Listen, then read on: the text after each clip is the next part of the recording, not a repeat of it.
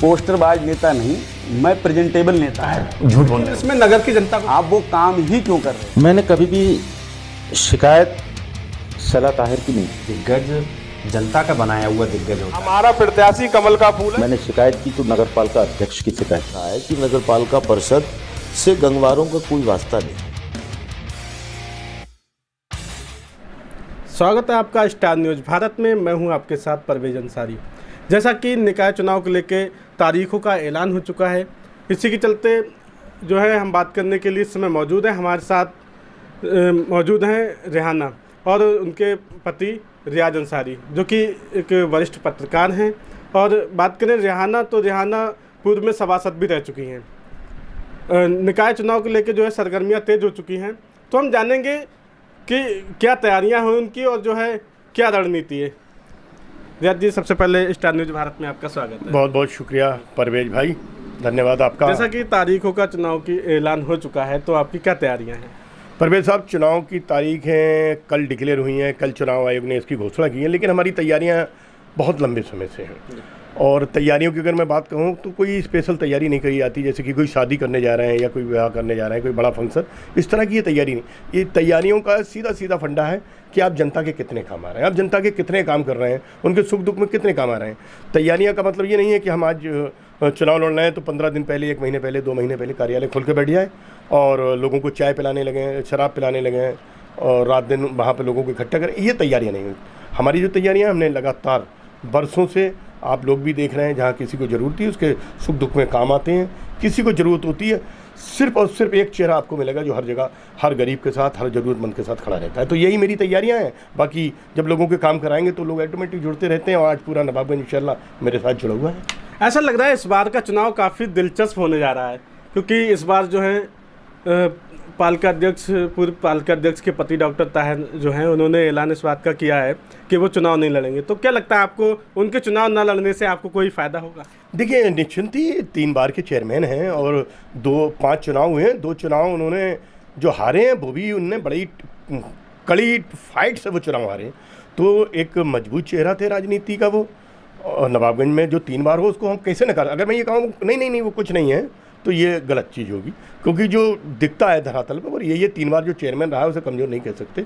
लेकिन ये चुनाव जो है सबसे अलग है। ये चुनाव अलग है। उन्हें दिख रहा था कि उनकी तैयारियां कमज़ोर हैं, या उन्हें लगा कि कहीं जिस तरह से हमारा नाम लोग आज लेने लगे कि हम इस बार रियाज भाई को चुनाव लड़ाने का मन बनाने लगे, तो उसको देखकर हो सकता है उन्होंने अपना मन बदला हो कि मैं अगर चुनाव लड़ता हूँ तो कहीं ऐसा ना हो कि मेरी इसमें हार हो जाए या मुझे कम वोट मिले। और जो एक उनका रुतबा बना हुआ है नवाबगंज में, कम वोट मिलते ही रुतबा खत्म हो जाता है परवेज भाई। तो एक वो कहना चाहिए मजहूर राजनीतिक है, और ने मजहूर राजनीतिक की छवि भी अपने दिखाते हुए लोगों को बताने की कोशिश की है कि जब कभी आप कमज़ोर हो तो अपने आप को हल्के से वापस कर लो। तो उन्होंने वही काम किया है। इससे पहले जो हमने इंटरव्यू लिए थे उसमें आप उनकी छवि को लेकर काफ़ी कुछ कह रहे थे और अपने परिवार से भी अलग बता रहे थे, लेकिन आप इस समय जो कह रहे हैं कि मजहूर राजनीति, देखिए, राजनीति होती है। जैसे आज हम कांग्रेस में हैं, अगर हम कहें कि आज भाजपा पूरे देश में है, हम भाजपा का विरोध करते हैं अलग बात, लेकिन भाजपा पूरे देश में, केंद्र में जो लगातार 9 वर्षों से काबिज है, तो हम उसकी ये तो नहीं कह सकते वो पार्टी 0 पे है, 0 है। लेकिन जहाँ नीति की बात है, मैंने देखिए नीति की उनकी बुराई की। नीति क्या थी? उन्हें विकास करने चाहिए थे नगर के, जो नहीं हुए। कॉलेज बनना चाहिए थे, नहीं बने। बच्चों के लिए खेल के मैदान होना चाहिए थे, नहीं बने। लोगों की पेंशन होना चाहिए थी, नहीं बन पाए। राशन कार्ड का काम मैंने किया। मैंने बार बार आपसे बताया कि 700-800 राशन कार्ड जो चेयरमैन का काम होता है, उन्होंने जनता के काम नहीं किए। मैं उनकी नीति की बुराई कर रहा था, नहीं पर्सनल कोई लड़ाई नहीं। डॉक्टर जो ताहिर हैं या चेयरमैन से ना मेरा कभी आमना सामना हुआ, और लोगों के साथ उनकी काफ़ी मारपीटें हुई हैं, मुकदमेदारी हुई हैं, लेकिन मेरा ऐसा कुछ नहीं हुआ। लेकिन फिर भी मैं जो चुनाव होता है वो सिर्फ जो है नीतिगत बातों को लेकर होता है। मैं उनकी नीतियों का विरोध करता था। सपा से अब तक 2 लोग जो हैं चुनावी मैदान में चर्चाओं में चल रहे थे, लेकिन अब एक तीसरा चेहरा जो सामने आया है, क्या कहेंगे? पहले अगर 2 चेहरों की बात करें, आपने अभी जो है चेयरमैन पति ताहिर साहब का वो सुनी लिया। उन्होंने क्या क्या बातें की कि उन्हें 200 वोट नहीं मिलेंगे। मैं उनकी इस बात में काफ़ी था, क्योंकि वो 1 साल से कार्यालय खोले बैठे हैं। हम भी देख रहे हैं, लगातार फोटो आते हैं, वो डालते हैं। वही 8-10 लोग उनके कार्यालय पे वही चाय पीते हुए आपको मिलेंगे। कार्यालय पर रोज़ बैठते, उनके साथ नए लोग नहीं जोड़ पाए। तो जो ताहिर ने उनने कहा है, ताहिर साहब ने कि उन्हें सपा के जो हैं 1 टिकट मांग रहे हैं, तो वो मरी भी चुईया हैं, इस तरह के उन्होंने टिप्पणी की है, लफ्ज़ इस्तेमाल किए हैं। और कब तक मरी भी चुईया को आप गोबर दे दे के सुंगा के जिंदा रखेंगे, इस तरह की उन्होंने टिप्पणी की है। लेकिन मैं उनकी टिप्पणी, वो उनकी पर्सनल है, उनके परिवार की मामला है। मैं इतना कहूँगा, उनकी बात से मैं इत्तेफाक रखता हूँ। अगर उन्हें टिकट मिलता है तो बाकी समाजवादी का जो हमेशा हसर होता आया है, एक मौका छोड़ दो जिसमें शैला तायर जो इससे विगत चुनाव जो जीती थी, चेयरमैन बनी थी सपा के टिकट, उसके अलावा समाजवादी का बहुत बड़ा हसर होता है चला है। अगर टिकट मिलता है इनको किसी को तो बुरा असर होगा।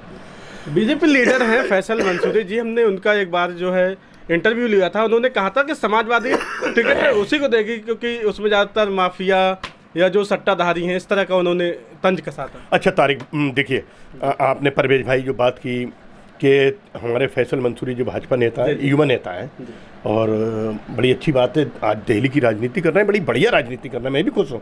आप किसी मेरी विरोधी पार्टी में, इसका मतलब ये नहीं मैं उसकी मुकर, लेकिन उन्होंने अगर कोई बात कही है तो सोच समझ के की, और ऑन रिकॉर्ड बात की उन्होंने, मेरे पास भी, मेरे मोबाइल में भी है। आप देखें समाजवादी से जो टिकट मांग रहे हैं, मैं अपनी बात दोहराता हूँ, तो जो टिकट मांग रहे हैं कि सट्टे के मुकदमे, चरस स्मैक के मुकदमे, NDPS के मुकदमे, कि जो गैर कानूनी काम होते हैं वो उनमें लिप्त हैं। फैसल मंसूरी की ये बात बिल्कुल सही है, मैं भी उनसे इत्तेफाक रखता हूँ।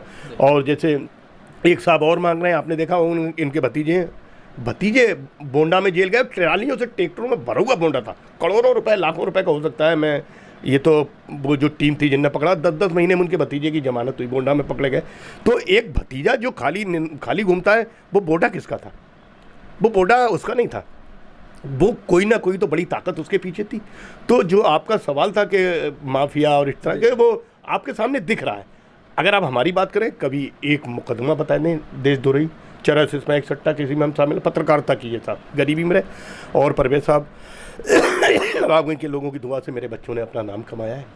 मेरा बड़ा बेटा है, क्रिकेट में इस नवाबगंज का नाम रोशन कर रहा है, नाम मिटाने का काम नहीं कर रहा है। तो फैसल साहब बिल्कुल सही है। नगर पालिका में 2 गांव बहो नगला याकूबपुर जो है शामिल हुआ है, तो ऐसे में क्या लगता है, आप सिर्फ मुस्लिम वोटों पर ही चुनाव जीत लेंगे? नहीं, मैं परवेज भाई भी तो मुस्लिम बात की बात ही नहीं। देखिए ऐसा था, हम लोगों के वोट लगभग 4000 इस बार ज़्यादा थे, पिछली बार 15 थे, इस बार 1500 वोट हमारे ज़्यादा थे। इस चुनाव में हम लगभग 4000 ज़्यादा थे। लेकिन भाजपा ने फिर वही गंदी राजनीति, उन्होंने एक बहुत घटिया राजनीति का यहाँ परिचय दिया। चुनाव जीतने के लिए उन 2 गाँवों को शामिल कराया। आप सिर्फ लोगों की निगाह में ये आ रहा है कि 2 गाँव चुनाव जीतने के लिए, लेकिन मैं ये कहूँगा परवेज साहब, आप भी देखें, जो बेचारे 2 प्रधान जिन्होंने अपनी ज़िंदगी भर की जमा पूंजी, अपना पूरा राजनीतिक कैरियर दांव पे लगा दिया, बड़ा मेहनत से वो चुनाव जीते। तो ये भाजपा के नेताओं ने जिनने ये किया है, 2 प्रधानों की, संतोष और हमारे राजुद्दीन साहब, इनकी प्रधानी ख़त्म कर दी। जो प्रधान 5 साल रहते थे, 1 साल उन्हें प्रधानी का काम नहीं करने दिया, तो उनकी भी बददुआएं। और आप कह रहे हैं हिंदू मुस्लिम वाली बात, अरे यार चुनाव आए, देखना इंशाल्लाह हिंदू मुस्लिम एक साथ इस बार यहाँ की नवाबगंज की फिजा की बदलने वाला है। क्योंकि जो आज तक आपने देखा यहाँ पर दंगे बलबे चुनाव के बाद होते थे, चुनाव के दौरान होते थे, आज वो कुछ नहीं है। आज यहाँ का चाहे हिंदू समाज का लोग हो, चाहे मुस्लिम वर्ग के लोग हों, जो भी हों, वो चाहते हैं कि नवाबगंज में शांति रहे। सबसे बड़ी चीज़ है शांति हो रहे और विकास रहे। इन 2 नेताओं की लड़ाई में आपने देखा विकास शून्य हो गया, एक दूसरे की शिकायत करते रहे। तो जनता इससे आगे जा चुकी है, परेशान है, और इसीलिए उन्होंने मन बना लिया है कि इनसे हट के वो किसी का चयन करेंगे। और उनके लिए मुझसे अच्छा कोई चेहरा मुझे समझ में नहीं आता। महिला सीट है तो हमारी पत्नी चुनाव मैदान में उतरेंगी। जी जानना चाहेंगे, नगर में काफ़ी लंबे समय से जल भराव और जो है गंदगी की जो है काफ़ी समस्या बनी हुई है। अगर आप चुनाव जीत कर आते हैं तो किस तरह से निपटेंगे? परवेज भाई देखिए, हम जब बताएं, जब सभासद हमारी ये पत्नी बनी थी सन 2000 में, तो पूरे मोहल्ले में एक रोड ऐसा नहीं था जहां आप कीचड़ और गंदगी का अंबार ना था। हमने सभासद बनने के बाद वार्ड नंबर 17 था जिससे जीते थे, आज भी 17 ही नाम से है, वो चेंज नहीं हुआ है। तो उसकी एक एक गली हमने सीसी करा दी, बिजली के पोल लगाए। तो विकास तो हमारे खून में है। हमने लोगों को जता दिया, जब सभासद हो गए, जब हम सरकार में नहीं थे, राठौर कुंवर राठौर साहब चेयरमैन थे, तो उनके सामने चूंकि हमें काम कराना आता है, हम अपनी बातें मनवाना आती हैं, हमने एक एक रोड। और हालात ये हुए परवेज साहब के आखिर में हमारे बड़े भाई हैं ताजुद्दीन अंसारी साहब, उनके यहाँ प्रोग्राम था शादी का, तो हम लोग 2 बैठे, जब लास्ट मीटिंग हुई हमारी बोर्ड की, तो हम लोगों ने फैसला किया कि हम लोगों के बाटों में खूब काम हो गया है, अब हमें एक ज़रूरी काम करना चाहिए। तो ये मोती मस्जिद वाला काम हमने ताजुद्दीन साहब, दोनों लोगों ने, ताजुद्दीन अंसारी साहब ने प्रस्ताव रखा था, तो वो रोड हमने अपने पार्ट से हटके, क्योंकि हम अपने पार्टी में सारे काम कराए। तो आप जो नालियों की बात कर रहे हैं, इंशाल्लाह जिस दिन चुनाव जीत के आएंगे, पहली मीटिंग के बाद सबसे पहले काम हल्द्वानी वाली मस्जिद और ये मोती मस्जिद के सामने जो गंदगी है, और एक काम बहुत महत्वपूर्ण है, जो हमारे नाले पार कब्रिस्तान जाने में लोगों को दिक्कतें परेशानियां दुश्वार आती हैं, इन रोडों पे सबसे पहले जीतने के बाद काम होंगे। और ऐसा नहीं, नवाबगंज की मस्जिदों पर अगर स्ट्रीट लाइट लगेंगी, हाई मास्ट लाइटें लगेंगी, तो हमारे याकूबपुर में मंदिर हैं, हमारे राधा कृष्ण मंदिर हैं। अभी स्ट्रीट लाइटों की बात की थी, कुछ समय पहले कब्रिस्तान में भी लाइटें लगी हुई थी और काफ़ी अच्छी रौनक रहती थी। लोग काफ़ी चर्चा करते थे कि नवाबगंज के कब्रिस्तान जो देखने लायक है, काबिल तारीफ। लेकिन आज जिस हालात में है, क्या कहेंगे? परवेज भाई, बड़ा दुख होता है, आपने सही कहा। बड़ा अच्छा लगता था जब लाइटें थी, नगर में भी थी। आप देखें जो 16 लाइटें नवाबगंज में लगी गई, एक बड़ा अलग मुद्दा आपने उठाया है, बहुत अच्छा मुद्दा है। 16 लाइटें जो थीं, आप देखेंगे पैनल रह गए, उनके बैटरी निकाल लिए। कौन लोग थे? आखिर चेयरमैन साहब ने उन लोगों पर मुकदमा क्यों नहीं कराया? बैटरी की आप यह बताएं लोगों को, हमारे सामने सब चीज़ें, इन्हीं के अपने लोग थे, उन्होंने बैटरी बेच लिए, नाली पे डिप पड़े हुए थे, लोगों के बेच के खा गए। ये तो जब शपथ लेंगे उसके बाद ये खुल के आएंगे, इन पे ऐसे लोगों पे FIR होगी, सीधी जेल जाएंगे। आप और बता दूं मैं, आप एक यहाँ के डॉक्टर हैं, उन्होंने ये क्लिनिक चलाते हैं वहाँ पे, उन्होंने क्लिनिक में कैंप लगाने के नाम पर 10, 20, 85 लाख रुपया निकाल लिया, फर्जी कैंप कि फला क्लिनिक फला कैंप लग रहा है। कहीं एक व्यक्ति को एक गोली नहीं मिली, उन पर भी कार्रवाई कराऊंगा मैं। चेयरमैन अगर जनता यहाँ की आप कैसे कह सकते हैं पर नहीं, ये आप कैसे कह सकते हैं कि कैंप लगवाया, एक गोली नहीं मिली? एक गोली नहीं। जिसकी आप बात कर रहे हैं, प्रोफेसर जासिद साहब की बात कर नहीं, प्रोफेसर, मैं एक डॉक्टर की बात कर रहा हूँ, वो प्रोफेसर है। मैं कैंप की बात, कैंप रिकार्डों में लगे। परवेज साहब, आप थोड़ा सा, ये जो कैंप है मैं उनकी बात नहीं कर रहा हूँ। एक डॉक्टर थे, उन्होंने नगर पालिका में, मैं क्या कह दूँ, इन्हीं चेयरमैन साहब के परिवार के थे। मुझे पता चला कि उन्होंने एक कैंप में 10-10 लाख रुपए की दवाओं के नाम पर, आपने देखा कभी कैंप लगा नगर पालिका में? कहीं एक गोली। प्रोफेसर राजचंद ने अभी जो कैंप लगाया, चाहे उसमें कुछ लोगों को लाभ हुआ, लेकिन दिखा तो आपने भी चलाया, लेकिन वो कैंप लग गए, कब लग गए किसी को नहीं पता, कहाँ गोलियां बढ़ गई। और मैंने तो यहाँ तक सुना कि नवाबगंज के लोगों के लिए एक अस्पताल बना है, लेकिन वो कहाँ है? आप देख रहे हैं सब कागजों में। लेकिन हम जब चेयरमैन बनेंगे तो एक चीज़ धरातल पर, अगर कैंप लगेगा तो लगेगा, गरीबों को लाभ मिलेगा।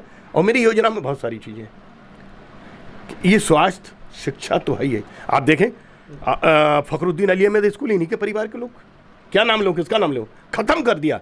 जहाँ के निकले हुए लोग, आप जानते हैं सैकड़ों मुस्लिम बच्चे अगर MBBS MD बने हैं, तो वो फखरुद्दीन अली अहमद आज बर्बाद है। 100 बच्चे नहीं हैं, खा गए, बर्बाद कर दिया। इन लोगों की जिस जगह पर भी इन लोगों का साया पड़ गया, वो चीज़ तबाह हो गई, बर्बाद हो गई। बस इसी चीज़ से इनसे मुक्ति दिलाऊंगा इंशाल्लाह। फखरुद्दीन अली अहमद स्कूल देखना अपने आप फिर चरम पे पहुंचा देंगे, जहां था वहीं पहुंचा देंगे।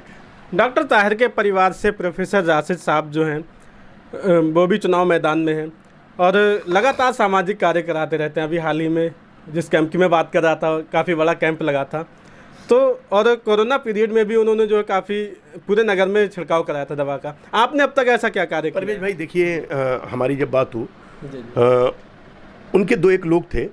हमारे लईक भाई का जब इंतकाल हुआ था हमारे परिवार में, तो हमने डॉक्टर जो CSC प्रभारी थे, उनकी काफ़ी हमारी कहा सुनी, हमने काफ़ी फटकार लगाई, गर्मजोशी से हमारी बात हुई।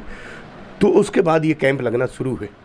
देखिए, मुझ पे इतना पैसा नहीं है कि मैं अपने पास से लगा सकूँ, बड़ी सच्ची बात है, क्योंकि मैंने कभी ये जो काम होता है, सट्टे का काम नहीं किया, चरस का काम नहीं किया, स्मैक नहीं बेची, बोडा नहीं बेचा, गरीबी में पत्रकारिता की। मैं कभी ब्याज का काम नहीं करता हूँ। आप देखेंगे इनकी हिस्ट्री उठाएंगे, जो नेता लड़ रहे हैं, ये सब इन कामों में। और ब्याज का काम इतना हराम काम, जो शरीयतन इस्लामिक उससे बहुत हराम काम है। आप देखेंगे ना कहीं लिप्त निकलेंगे, वो पैसा है इन पे। वरना एक बात बताइए, किसी की सैलरी 25,000 है, परवेज साहब 25,000 सैलरी वाला 10-10 लाख रुपया कहाँ से खर्च कर रहा है? वो खुद कहते हैं कि हमने 25 लाख खर्च कर दिया, और अभी 25 लाख 50 लाख और खर्च। जिसकी 25,000 की सैलरी हो, वो 50 लाख कहाँ से खर्च करेगा? भाई मेरी सैलरी नहीं है, हम लोग विज्ञापन जो मिल जाते हैं उससे परिवार के खर्चे चल जाते हैं। आपने देखा कहीं कार्यालय नहीं खोला, एक चुनावी सभा ही लोगों की सहयोग से हो गई, थोड़ी बहुत फ्लेक्सी लगी लोगों के सहयोग से हो गई। तो मैंने जो किया, मैं अधिकारियों से काम कराना जानता हूँ। मैंने CSC प्रभारी का एक जगह, लेकिन इनके एक साथ थे, वो उसमें बैठ जाते थे, वो अपनी शो करते थे, अपना इंटरव्यू देने लगते थे। मैं नहीं गया, क्योंकि हमारे घर में 2-2 मौतें हो चुके थे, हम काफ़ी सदमे में थे। हम इंटरव्यू या हम कैंप में बैठते, लोग कहते हैं इनके घर में अभी मौतें हुई और ये कैंप में बांसड़बाजी कर रहे हैं, तो मैंने वो काम, हकीकत ये वो मैंने काम किया। अच्छा, ये कैंप लगा, आप पहले से लगाते, आप 10 साल पहले से लगाते, आप लोगों की सेवा करते, पहले से करते। चुनाव के अहम मौके पर 1 महीने पहले कैंप लगाने का मैं समझता हूँ ये तो सिर्फ राजनीतिक स्टैंड है। आप आगे करिए 5 साल बाद। कैंप की आपने जो बात की, कैंप लगा तो नगर के लोगों को ही सुविधा मिली ना। देखिए, एक दिन की सुविधा से, एक दिन की सुविधा आप समझ रहे हैं कि पर्याप्त है। अगर परवेज भाई आप हमारी प्यास 1 लोटे पानी से बुझने वाली है और 1 गिलास पानी आपको 1 चिल्लू पानी दे दे, उससे आपकी प्यास नहीं बुझ सकती। जरूरतें बहुत हैं। नहीं तो ये तो सामाजिक कार्य है, तो और लोगों को भी तो सोचना चाहिए ना इसको। देखिए, वही बात हो गई मेरे मन में, मैं अपने, मेरा अंदाज दूसरे ढंग से। अब मुझसे लोग कहते हैं उन्होंने दावतें कराई लोगों को, 1000 लोगों को खाना खिला दिया बिरयानी बना के। मुझ पे देंगे पकाने के लिए पैसे नहीं है। किसकी बात कर रहे हैं? नहीं, जो भी नेता है जो बना रहे हैं, देंगे खिला रहे हैं, आप सब जानते हैं। परवेज साहब, आप मुझे उलझा रहे हैं, मैं समझ रहा हूँ, सीनियर पत्रकार हूँ, नहीं, आप सब जानते हैं अच्छी तरीके से। लेकिन आपने देखा कि आप 500 लोगों को बिरयानी खिला रहे हैं, मैं नहीं खिला रहा हूँ। लेकिन मैंने सोचा यार कैसे लोगों की मदद करी जाए, तो मैं चला, मैं गरीब लोगों के, जब लॉकडाउन लगा, लॉकडाउन में लोगों को सबसे बड़ी दिक्कत थी, मैं बार बार दोहरा रहा हूँ कि उनके खाने की दिक्कत थी, तो मैंने राशन कार्ड बनवाया 2 बार। अब जिस गरीब का मैंने राशन कार्ड बनाया उसके अगर 50 किलो गल्ला पहुंच गया यार, वो एक टाइम की बिरयानी से उसका पेट भर जाएगा। एक टाइम बिरयानी भर दी। आज इंशाल्लाह 2 साल से ज़्यादा उन्हें हो गया, वो राशन कार्ड बने हुए गल्ला ले रहे हैं। कुछ लोगों को नहीं बने, अभी मैं वो लिस्ट है गाड़ी में, आज मैं वो उनके 10-12 राशन कार्ड रह गए, वो भी। तो मैंने एक अपनी प्लान किया था, वो प्लान यही था कि गरीबों को मदद मिले। 800 राशन कार्ड, 800 परिवार, अगर एक उसमें 400 लोग हैं तो 3200 लोगों को। तुमने तो एक बार 500 लोगों को बिरयानी खिला दी, यहाँ तो हर महीने 3200 लोगों के लिए गल्ला पहुंच जाता है। देखिए, सरकारी योजना है, नो डाउट, सरकार की तरफ से दिया जाता है, लेकिन इन गरीबों को उनका हक दिलाने के लिए कोई तो आगे आए। मैं कार्यालय खोल के बैठा रहा हूँ, पूरे दिन चाय पिलाता रहा हूँ। मैं भाई दिन भर तहसील में, अभी आपने फ़ोन किया, मैं तहसील के अंदर था, काम कर रहा था लोगों के, और वो राशन कार्ड रह गए अभी 10-12 लोगों के। इंशाल्लाह चुनाव लड़ने से पहले, वोट पड़ने से पहले उनके हाथ में वो राशन कार्ड थमा दूंगा, मेरी यही योजना। तो मैं आपको बता दूँ, मैं ये सब काम करता हूँ, लेकिन मैं पैसा नहीं। आप देख लें, इतिहास गवाह है, जब भी नवाबगंज के लोगों को ज़रूरत पड़ी। और एक चीज़ और बता दूं, राशन कार्ड मुसलमानों को नहीं, हमने बिजोरिया के हिंदू भाइयों के भी बनवाया, हमने हिंदू लोगों के भी बहुत काम किए, आपने देखे हमारे साथ। क्या लग रहा है कि हिंदू वोट कितने % मिलेगा? मुझे तो ऐसा लग रहा है कोई फाइट में है ही नहीं। और फाइट किससे मानते हैं आप? देखिए, अभी तो कोई प्रत्याशी सामने नहीं है ना, सपा का है ना। आपने कहा जैसे तीसरे प्रत्याशी कौन है, नाम चल रहा है पुरुषोत्तम जी का, ये उनकी पार्टी का मामला है। भाजपा में नीरेंद्र राठौर साहब टिकट मांग रहे हैं, और हमारे बड़े भाई प्रेम रस्तोगी जी, वो अपनी पत्नी के लिए टिकट मांग रहे हैं। उनका बेटा सचिन बड़ा सक्रिय है, हमारे मित्र हैं, संतोष गुप्ता जी, वो मांग रहे हैं। लालू गुप्ता यहाँ के धनाढ़ परिवार से हैं, वो टिकट मांग रहे हैं। अब किसको टिकट मिलता है ये तो उन पार्टियों का फैसला है, लेकिन किसी से भी वो भी टिक नहीं पाएंगे हमारे सामने। डॉक्टर ताहिर के परिवार से एक और प्रत्याशी चुनावी मैदान में आए, बेनज़ीर नाम है उनका, क्या कहेंगे? देखिए, मैं नहीं जानता नज़ीर और बेनज़ीर, मैंने तो पहली बार ये नाम कहीं ना कहीं आप भी ताल्लुक रखते हैं इस खानदान से नहीं, मोहल्ले का मामला है। लेकिन मैंने उनकी पत्नी का नाम अभी 1-2 दिन से सुना है कि बेनज़ीर हैं, और क्या हमें नवाबगंज के लोग नहीं जानते। अच्छा, एक बात बताइए परवेज साहब, आप चुनाव लड़ने के लिए अभी 1 महीने पहले निकला है, आपको मालूम आपको 100-200 वोट नहीं मिलेंगे, सिमट जाएंगे इंशाल्लाह सिमट जाएंगे। तो एक बात बताइए, आप 1 महीने पहले चुनाव मैदान में आ रहे हैं, आप यहाँ से बरेली चले गए, आपकी फैमिली पूरी, आप शादी ब्याहों में यहाँ के गरीब लोगों को नहीं बुलाते। बताइए कितनी शादियाँ होंगी आपके घरों में, जिनकी शादी की बात कर रहे हैं उन्हीं में कोई गरीब आदमी नहीं होगा, कोई नहीं होगा इनके परिवार। यार तुम शादी ब्याहों में यहाँ के लोगों को नहीं बुलाओगे, अच्छे उनकी परेशानियों में साथ नहीं दोगे। कहाँ थे जब फारूक का हत्याकांड, फारूक का कत्ल हुआ? कहाँ थी बेनज़ीर या उनके परिवार वाले? कहाँ थे वो जो सपा का टिकट मांगने वाले लोग? जब माया अस्पताल कांड हुआ ये लोग कहाँ थे? अभी आमिर का कत्ल हुआ ये लोग कहाँ थे? फारूक मंसूरी हैं, उनको लेकर क्या कहेंगे?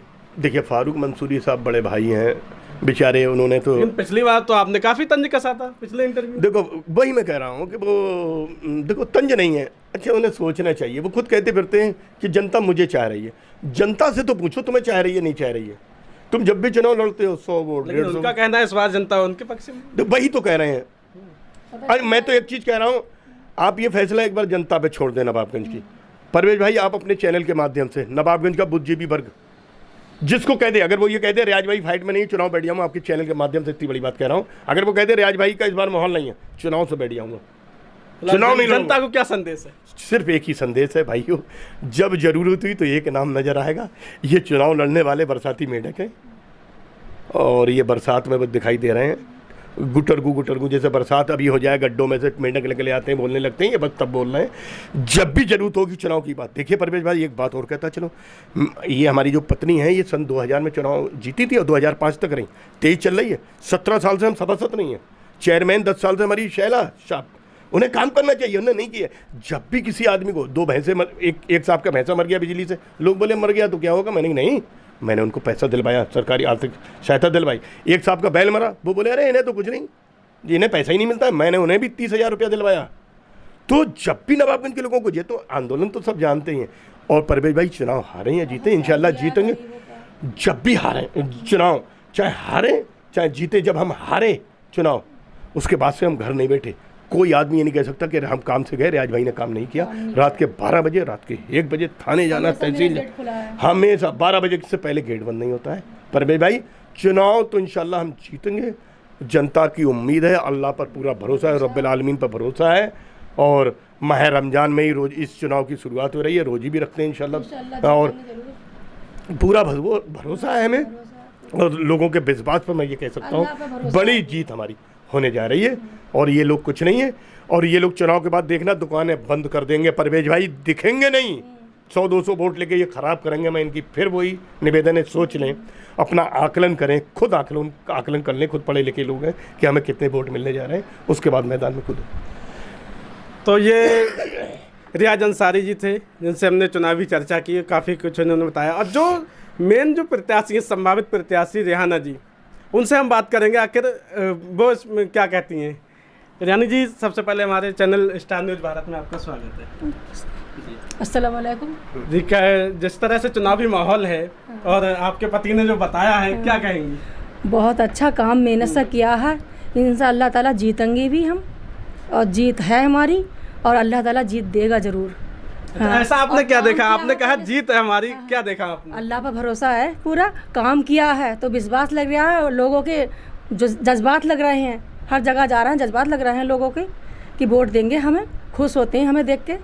तो जनता के लिए क्या मैसेज है आपका? जनता के लिए हम काम करेंगे, उनके लिए बढ़िया काम करके देंगे, अपना नहीं देखेंगे हम, उनका सबसे पहले उनका काम को सुनेंगे कि उन्हें क्या ज़रूरत है, क्या तकलीफ़ है, हर चीज़ सुनेंगे उनकी। यानी उनके साथ साथ अपना भी देखिए।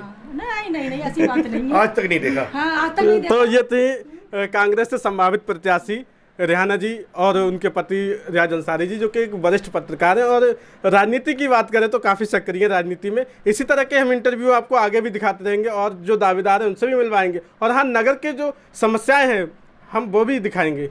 अगर आपने हमारे चैनल को सब्सक्राइब नहीं किया तो हमारे स्टार न्यूज़ भारत को सब्सक्राइब कीजिए, और हाँ, अपनी राय कमेंट कर जरूर दीजिए। नमस्कार।